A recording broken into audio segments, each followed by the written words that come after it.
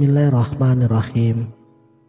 Assalamualaikum warahmatullahi wabarakatuh. Salam sang sejati.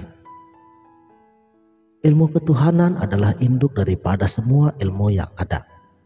Ini adalah pusatnya ilmu daripada segala ilmu. Karena fokus pada ilmu ini adalah Allah, Tuhan sang pencipta segala-galanya. Dan ilmu-ilmu yang lain, baik itu yang berkhodam, ilmu hikmah, ilmu santet, bahkan yang dimiliki oleh iblis sekalipun, semua berasal dari pusatnya, yaitu Allah Subhanahu wa Ta'ala. Lalu kenapa sudah bertahun-tahun kita mempelajari ilmu ketuhanan, tetapi belum juga bisa mengamalkan atau setidaknya mengambil manfaat dari keilmuan ketuhanan ini? Jawabannya cukup simpel. Berarti saudara masih sama dengan saya, masih jatuh bangun dalam mengamalkan ilmu ketuhanan ini. Artinya kepasrahan dan tingkat ketakwaan kita masih jauh daripada apa yang kita harapkan. Sedangkan syarat utamanya, hati kita harus benar-benar bersih daripada segala apapun juga. Apalagi kalau kita bertujuan mempelajari ilmu ketuhanan ini untuk memperoleh kesaktian tertentu, itu berarti kita belum terjun tetapi sudah terpental. Ini juga yang menjadi salah satu penyebabnya kenapa nilai spiritualitas kita dari dulu tidak naik-naik. Seolah-olah ia stagnan pada tempat yang sama. Akhirnya yang kita alami hanya mengulang dan mengulang terus pada tempat yang sama. Padahal, kalau boleh saya katakan, ilmu ini hanya bagi mereka yang berani berjihad, berani melawan keinginan dirinya sendiri, apapun itu bentuknya. Berat ya? Emang berat. Habisnya mau gimana? Memang seperti inilah cara prakteknya. Jadi kita wajib meninggalkan apapun, termasuk diri kita sendiri. Makanya ada disebutkan pada ajaran makrifat atau kenali misalnya. Beliau menyebutkan dengan jelas dan tegas, jangan terlihat adanya diri. Kalian pasti pernah mendengarnya bukan? Dan ajaran beliau ini, kalau kita bisa menghayati dan mempraktekannya, tentunya dengan sungguh-sungguh, maka hasilnya sungguh luar biasa. Tetapi di sini bukan ruangannya bagi saya untuk menceritakannya. Sebab yang saya khawatirkan, kalian bakal menginginkan karomahnya, bukan kepada pemilik karomahnya. Dan perlu saya tegaskan juga, ini bukan berarti hanya fokus pada ajaran beliau saja. Sebab daripada ajaran-ajaran guru spiritualitas yang lainnya, hasilnya kurang lebih akan sama. Karena pada dasarnya, inti daripada ajaran spiritualitas ilmu ketuhanan ini, baik itu dari yang beraliran tasawuf ataupun dari tauhid hakiki, ujung akhirnya akan tetap sama, yaitu kepada yang tiada bernama.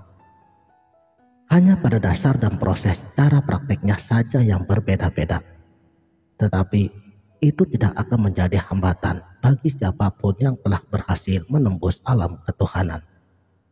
Makanya, singkirkan segala bentuk perbedaan, mahzab ini ataupun mahzab itu.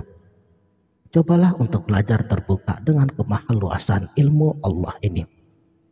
Bagi yang cocok dengan amalan zikir nafasnya, silahkan, itu sangat baik. Dan bagi pengamal zikir diam, itu sungguh luar biasa. Atau yang masih belajar pada tingkatan tarekat dengan zikir Ismul A'zamnya Allah, Allah, Allah, itu juga baik. Atau ada juga yang masih menggunakan metode nafas masuk ruh dan nafas keluar Allah, itu juga tidak masalah. Yang tidak baik itu manakala kita lupa dan lalai kepada sang pencipta kita, itu yang tidak boleh. Jadi, sesuai dengan judul pada video ini, apa yang terjadi setelah kita belajar ilmu makrifat? Selain daripada ujungnya la maujudu illallah, pada diri batin kita sudah tidak ada lagi melihat perbedaan apapun. Karena semuanya dari Allah dan kembali kepada Allah. Kalaupun adanya perbedaan, itu tidak akan menjadi penyekat atau menambah hijab antara diri kita dengan Allah.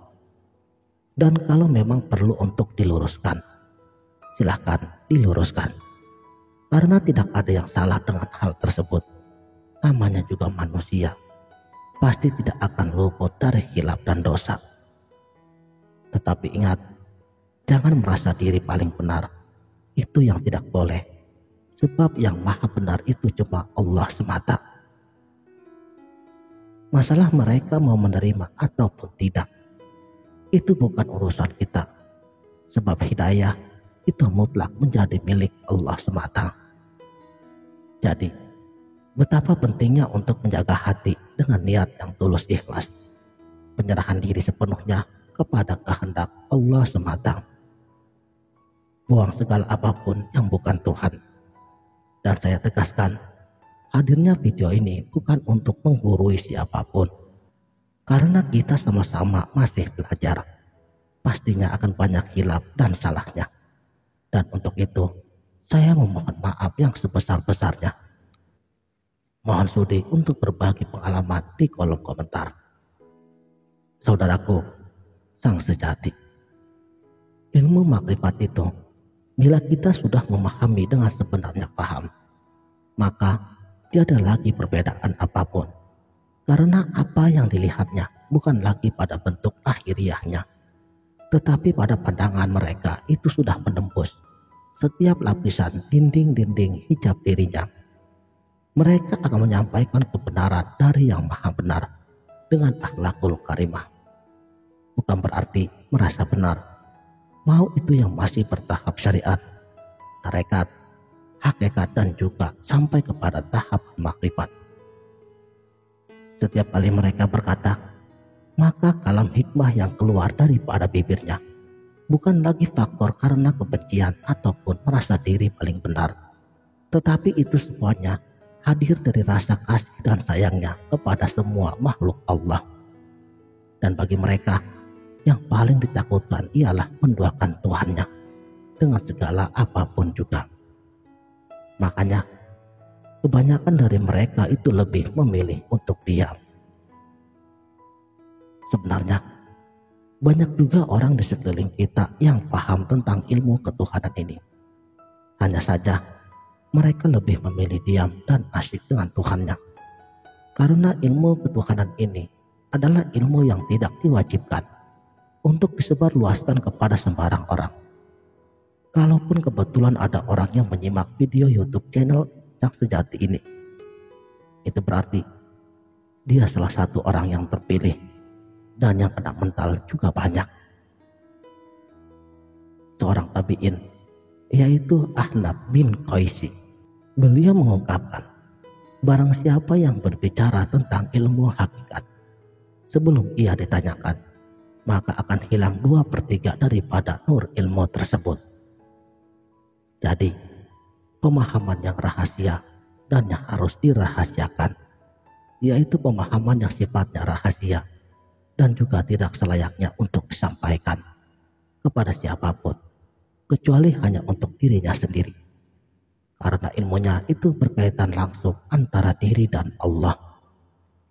Hanya dengan rahmat Allah, seseorang ditarik masuk dalam rahasianya, yang ditandai dengan adanya hidayah mendapat nikmat luar biasa, dari ujung rambut sampai ke ujung kaki, atau mengalami rahasia perjalanan spiritual, dan juga menerima anugerah nikmat, sebagaimana yang ada pada surat Al-Fatihah ayat ke-7, yaitu jalan orang-orang yang telah Engkau anugerahkan nikmat, bukan jalan kepada mereka yang dimurkai, dan bukan pula jalan mereka yang sesat.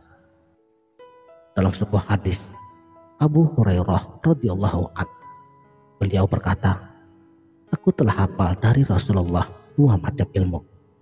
Yang pertama ialah ilmu yang aku dianjurkan untuk menyebarluaskannya atau mengajarkan kepada sekalian manusia. Dan yang kedua ialah ilmu yang aku tidak diperintahkan untuk menyebarluaskannya atau mengajarkan kepada manusia. Dan jika aku sebarkan, maka kalian akan menghalalkan darahku. Sekianlah, terima kasih telah menonton. Sampai jumpa di video berikutnya. Wabillahi taufik wal hidayah. Wassalamualaikum warahmatullahi wabarakatuh.